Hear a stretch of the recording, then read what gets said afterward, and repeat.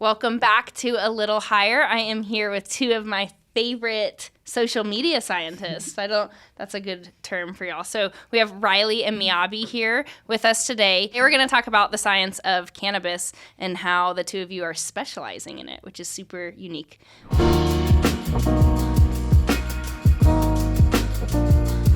So Riley, you are a natural product chemist. You have a PhD in pharmaceutical science. Yep. And you are a professional social media educator, which is phenomenal. The content you put out helps everyone on my team learn all the time, and we're been going at this for a while. And anytime someone has a question, I usually go to one of y'all's pages and forward a story or a post that you have that educates people on cannabis and how it works in our bodies.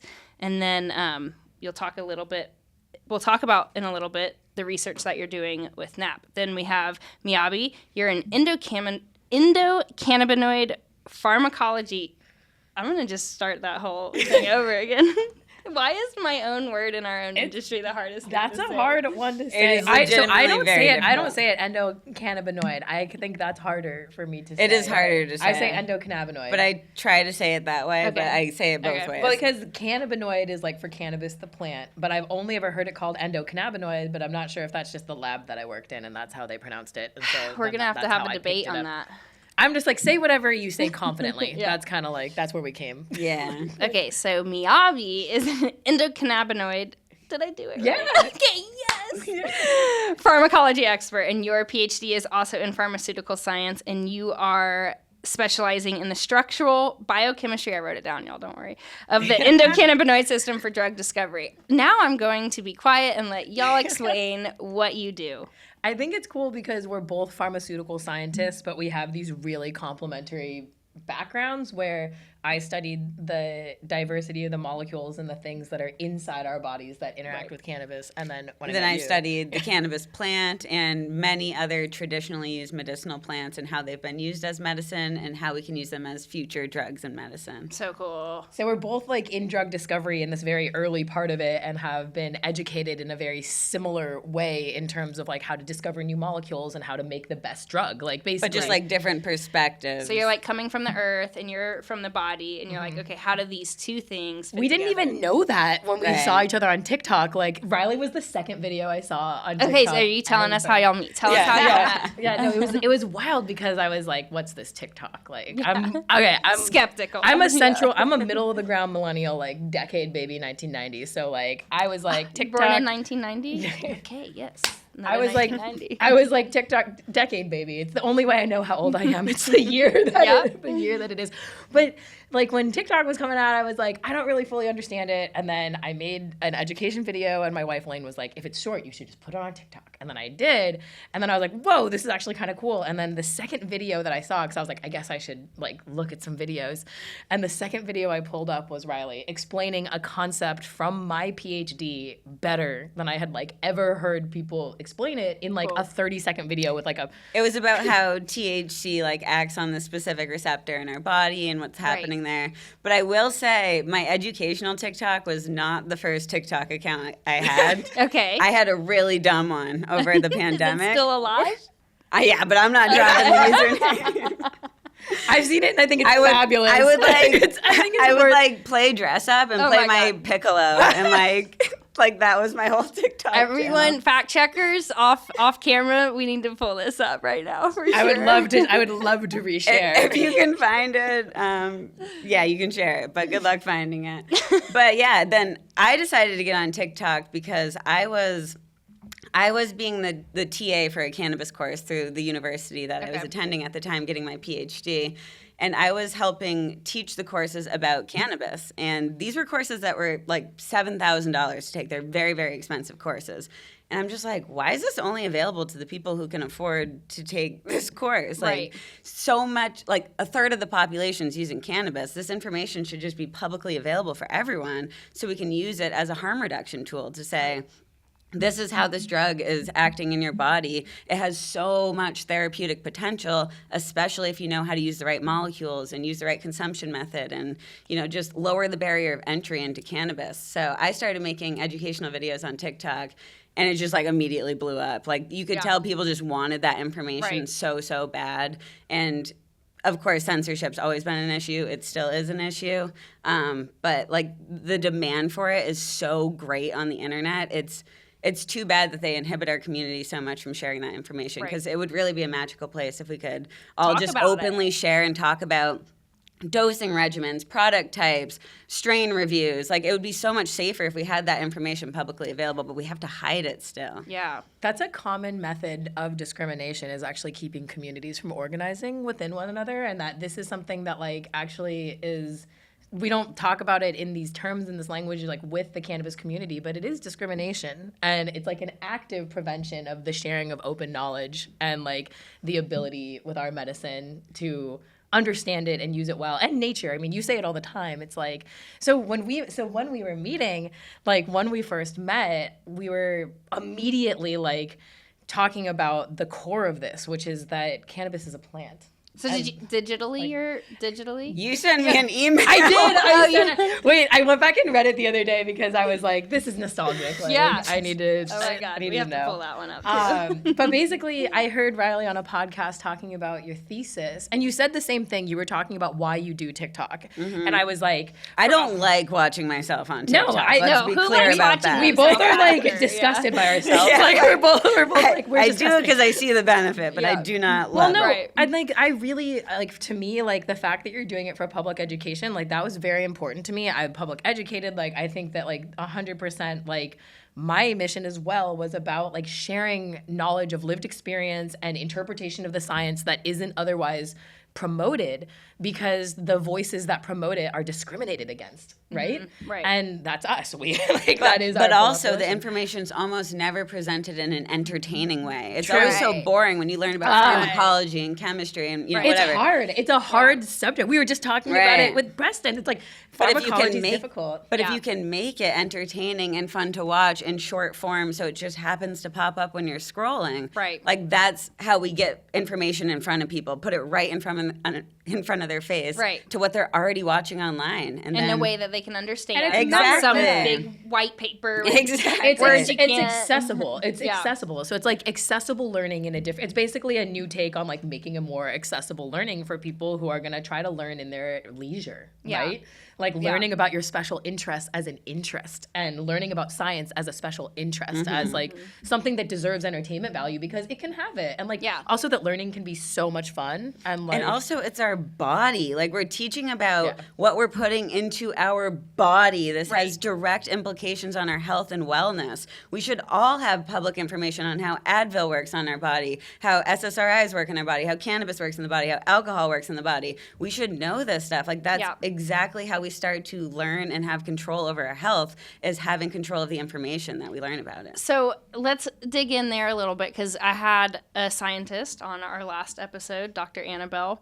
I was so excited when I heard that episode. I'm so like, cool. yeah, I know. And so I immediately sent a message. I am like, Dr. Annabelle, you have to come meet these people. They're so cool. But I think she's out of town in Africa. Oh man, we were but I'm like, there's like one more day. I'm like trying.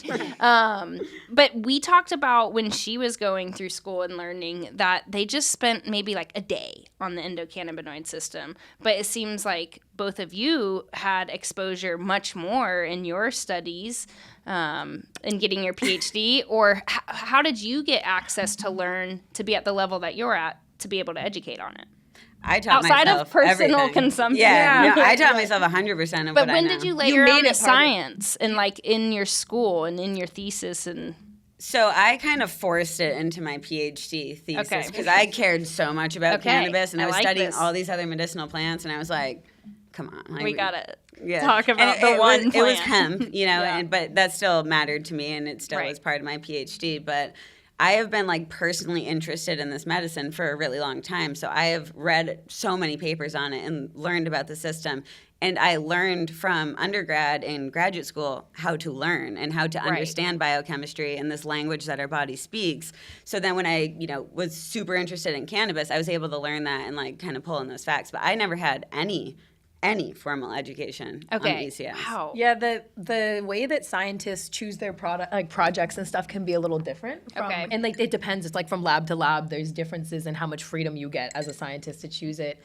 And then for me, like my first research lab job ever that I ever worked in was downstream of the endocannabinoid system. And so that's when I learned about it, because the moment that I got the email about the job posting, I Googled like to learn more about the job, and I found out that it was downstream of the endocannabinoid system. And then I was like, there's an endocannabinoid system. So it was never once taught to me in a classroom setting, no. But then I went to get my PhD in it because I was like, that's the only thing that I'm interested in. And so I actually went to the lab that I got my PhD in it, like to study it. Wow. Because I was like, this is the only thing I care about. Once you learn about it, you become addicted to learning about the ECS. Yeah. It's just because cannabis is so great. I mean, it's like the most beautiful plant. I mean, I can just go on for forever. I know you in one of your episodes. I've obsessively listened to y'all's podcast episodes. You have a podcast, Bioactive, and y'all have hosted other podcasts. We have Bioactive. You have Nap Time sessions, which are my favorite. Y'all are usually rolling up in them. I legit will like be sitting in the bath listening to your episode. I just feel like I'm hanging out with them right now. It's so great. They're completely unedited. We're just I love that. It's like fun for me to listen to them because of that. I was noticing that earlier. I was like, I think this is kind of fun. It's fun. It's just a nice vibe when you can like be. I mean, I was saying this earlier. I was like being really high is definitely part of like being relaxed for me. Like it's also just like a baseline state that I think is like, I don't know, it makes everything like easier to communicate. Right. And like this kind of a thing is communication. Like it makes sense that we're just hanging out. Like, you talk about how it's spiritual. Yeah. Yeah, it's like godlike. And I just couldn't agree more with that. The plant, once you like learn what it can do, grow it, spending time growing it. We all have pretty extensive time growing it, and that's when you can get really connected with it too. And everyone deserves that right to try to grow it. The right to grow the plant. Yeah. It should be a right. The right to medicate with nature. Wait, how about let's take the word medicate out. The right to regulate, to self-regulate. To have access to nature. Yeah, just consume it. It just should have with a non-violent fundamental right as an entity, as a being. Environmentally friendly. Like, let's say you can use the leaves, you can use the fiber. Like, there's so many uses for it. Like, it's wild. Insane. It's insane. So tell me, let's talk about why you're really here and like what y'all's real work is with NAP. And so people don't think we're about to go lay down and take an actual nap. Time. Yeah. So at Canvas, believes in the mission of like stewarding the magic of the plant. And so to do that, this year we launched Giving Tuesday, where we're picking a nonprofit of the team's choice to support people that are working to the same mission of like stewarding the magic of this plant and furthering it along. So we chose y'all without any hesitation with what you're doing. Really appreciate you all what you're doing with NAP. So tell us what NAP is and what you're kind of set out to fix with the lack of cannabis research right now. Yeah, so NAP is a nonprofit, and it stands for the Network of Applied Pharmacognosy. So pharmacognosy is a word a lot of people trip over. It's kind of a not very common word, but it essentially means natural products or natural medicine. Okay. Because what an unnatural word for such a natural Well, it really isn't, though, because it kind of breaks down into pharma and knowledge. So, like, the knowledge of medicine. Like cognition. Okay. So it was the first realm of pharmaceutical sciences we ever had, because back when medicine was first, it's really always been part of our culture. Right. But as it kind of integrated into modern culture, we only had plants and fungi as sources of medicine. So nature was the only source of medicine for a very long time. And pharmacognosy is actually the name of what I have my degree in. Okay. And it's a word that's kind of Did I butcher it in the No, okay. you did great. Okay. And I want to help bring the word back, because Right. it's kind of petering out. Everyone's like, oh, it's really hard to say. Like, I don't care about it anymore. But there's so much, like, traditional knowledge within just that word and, like, this realm. So we're trying to keep that alive with just the name. But essentially, our name breaks down into this network of people researching and utilizing natural products in realistic settings. We want to know how people are actually using cannabis and psychedelics and other natural products through biochemical analysis in the lab, but also through survey data and learning from people's lived experiences. I think that the thing that's changed our perspective the most as scientists has been interacting so heavily with the community and like stewarding stories of other people. And both of us have different experiences with that, but that it has definitely shaped what we think is a priority of the role of science and what science should do, because in a world where there's only so much you can do, like you can't do everything. You have to make choices. I know. So we have to make choices. We have to make choices because there are finite resources, and so you have to choose what to do. And we believe that there is a huge, huge bias in the way that we're going about our level of pharmaceutical research. Yeah. And that I think that the word pharmacognosy is really important because I didn't know it existed before I met Riley. And I was all pharmaceutical sciences and all synthetic cannabinoids for my PhD. Okay. And like I could mention the word cannabis once, right? I mean, like, you know, you mention it, you're like the endocannabinoid system. But that it's important for us to value the natural medicines as themselves and not just as part of some pipeline to a more profitable, exploited molecule. And I think both of patentable. us, both of us see the disconnect because we're both cannabis users every single day. Like we medicate every single day, multiple times a day, and we see the disconnect in the academic literature versus the community stories and versus our own stories. So we know it's not being represented well, and we know we're kind of this perfect link that can help link together the amazing researchers in academia, the amazing people in our industry, and the consumers who often don't have a voice, but they know so much about these y'all are products. like literally changing the face of science and people's understanding of this. It's so cool. We're trying. You're more than trying. You're doing it. Like you're flinging it out there and you're doing it. Tell us about the survey. Tell me, because we all participated. Oh, yeah. Okay, thank you. Also, now you can hear the data, because the data was cool. Like, we were just talking about procrastinating. Why were we talking about procrastinating? I don't remember why that came up, but we're both procrastinators. Okay.